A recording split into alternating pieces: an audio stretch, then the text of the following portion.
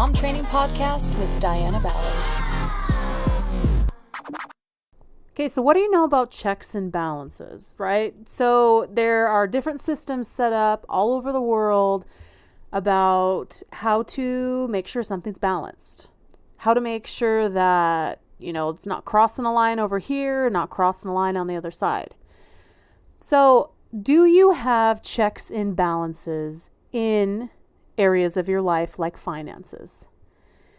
This is something that I learned from multiple people that we're going to talk about today that has saved me a lot of pain and struggle in my marriage and just in my life in general, because our money doesn't just waste away.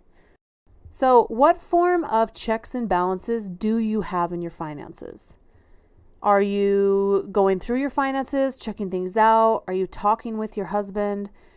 One thing that I was taught and that I have practiced and has really been awesome, but also sucks at the same time is, and I'll explain why, is that any purchase that I make that's out of the ordinary of like supplies, maybe some clothes for the kids or food, things that shampoo, like stuff like that. Like that's like, I don't talk to my husband about those kind of things. But if I'm going to buy, like I just bought like a new plastic dresser drawer and for my daughter because they're small, they are, had 4 drawers. I don't have to worry about having a big dresser drawer in their room. I have all 3 kids in one room on purpose. We have an office as our 3rd bedroom.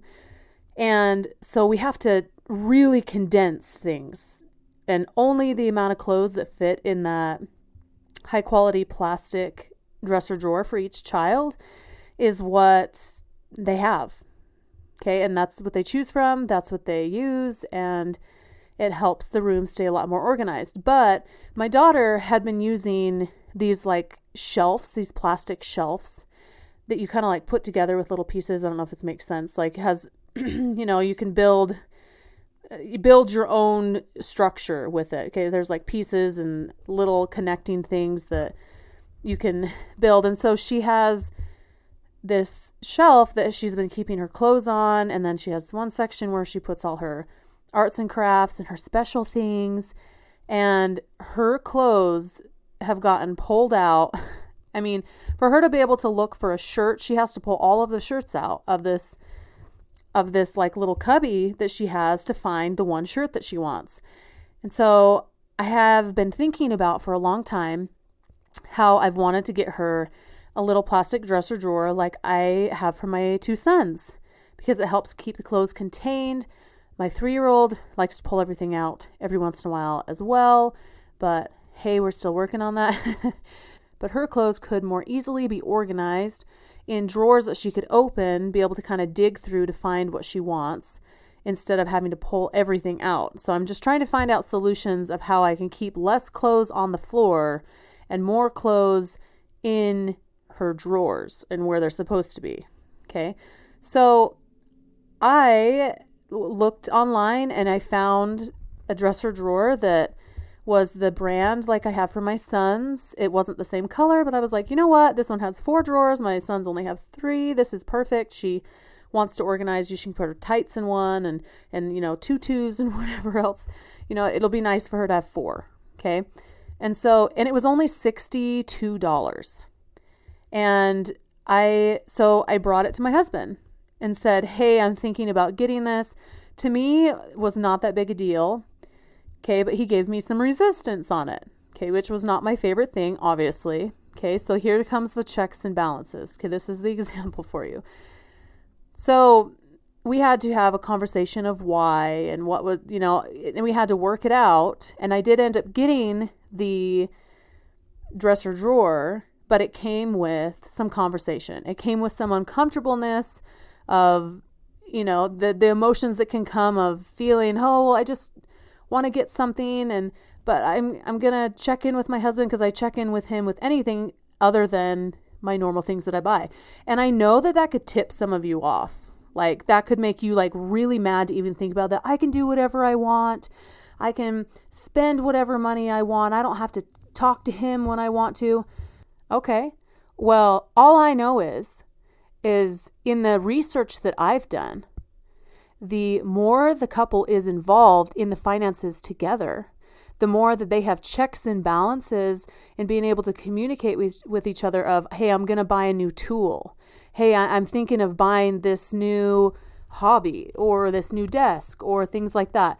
And being able to bounce ideas off each other of, hey, that's not really necessary right now. And that's kind of expensive. Can we wait a while? Can we do this? And the more that they communicate in their finances, the less problems there are.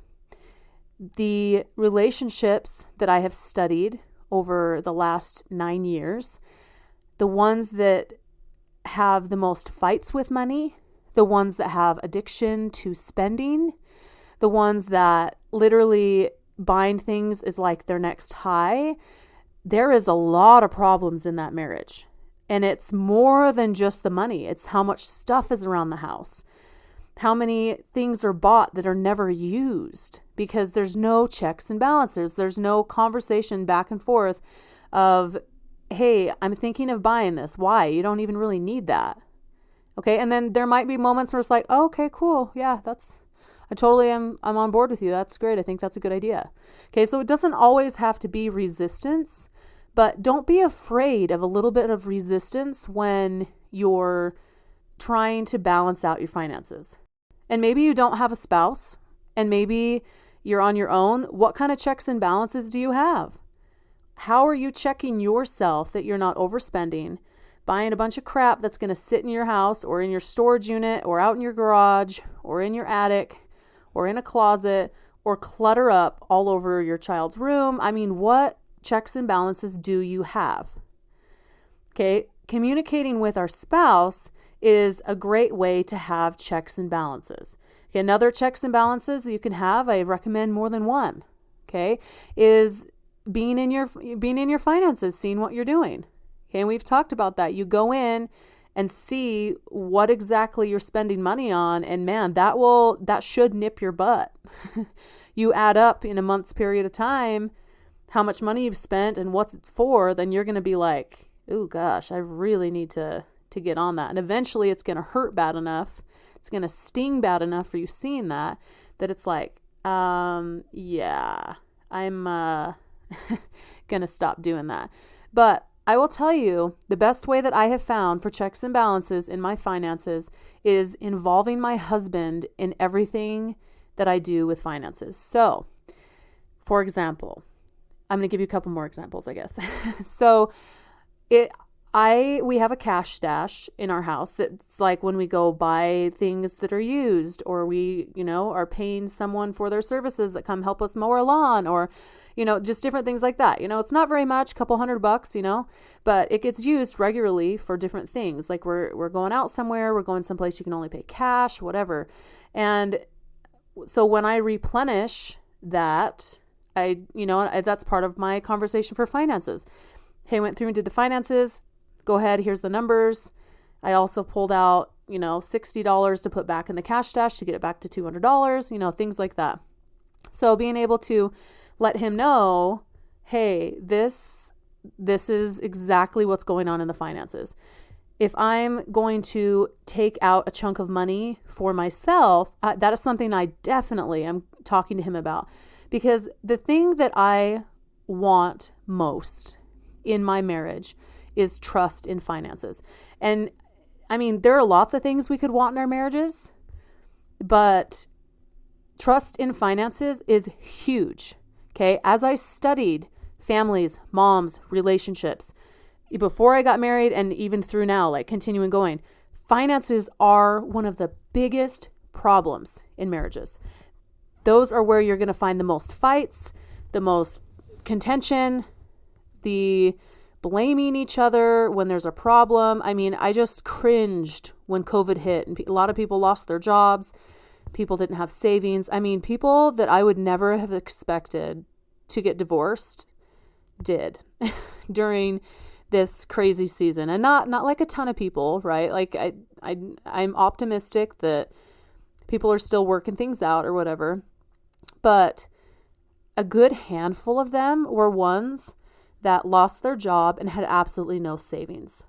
And how much blame can go on both sides for what money's being spent. If you would have just, brought your lunch to work every day, like maybe we would have been able to save that much. Oh, if you wouldn't have bought so many clothes or for you and the kids or this and that and done, took the kids out to ice cream every other day. Like, you know what I'm saying? Like there could be things that could bring up so many fights with finances, racking up debt, struggling, not being able to cover bills. I mean, it's rough. Okay, so you do not want to get caught in the middle of a financial battle with your spouse, because it is something you can prevent. And you're like, how can I prevent a money fight? Oh my gosh. Just what I'm telling you right now. Checks and balances.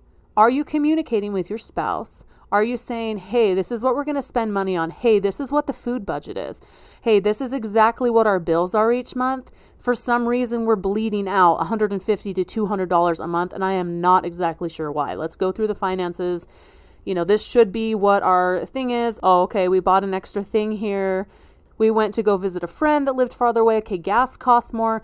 Things like that, where we're going through together and we both know what's going on. Now, I'm the one always in the finances. I'm always in them. I mean, multiple times a week, I'm checking it out, looking through things, seeing how things are, getting in, doing the finances by percentages, and I'm communicating with him.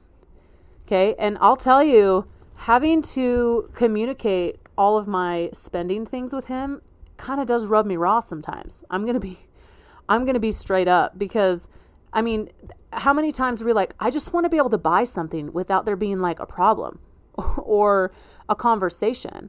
And, like with that little dresser drawer that I was talking about, $62, like it's not that big a deal. Like I don't buy things often, right? But I still bring it to him for checks and balances because that's what we do. And is it sometimes annoying to do things that are going to not like prevent problems? Yeah. Preventing problems is not always comfortable. Okay. Like making it so there's harmony in the financial part of your marriage takes work.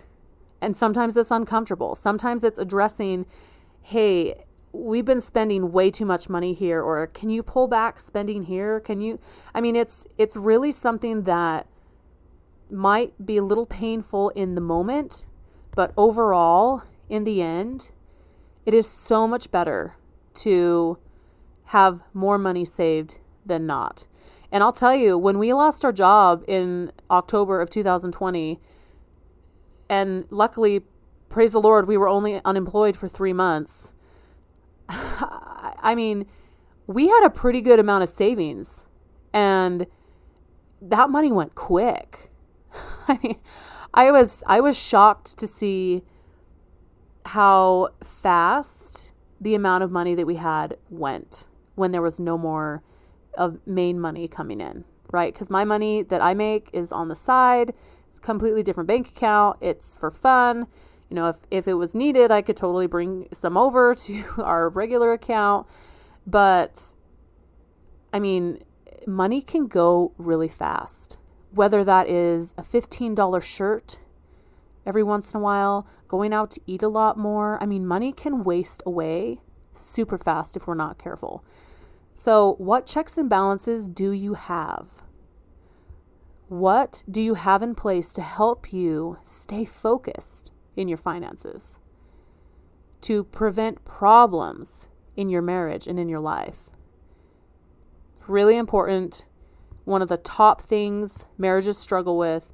If you're struggling with a soft addiction of buying things, I highly recommend you work on whatever you need to do, deleting the apps, getting rid of whatever you need to, cutting up credit cards, erasing credit cards from different buying sites, whatever you need to do, because you got to have those checks and balances. You got to get in there and stop yourself from just freely spending all the time, as good as it might feel. It's going to feel so much better in the end when you haven't wasted all your money. So let me know what you do for checks and balances. Shoot me a message, and we'll see you next Tuesday on the Mom Training Podcast. And And, girl, share the podcast, the Mom Training Podcast, with one of your friends right now. Please do. Let's make this a great year, and we'll see you next week.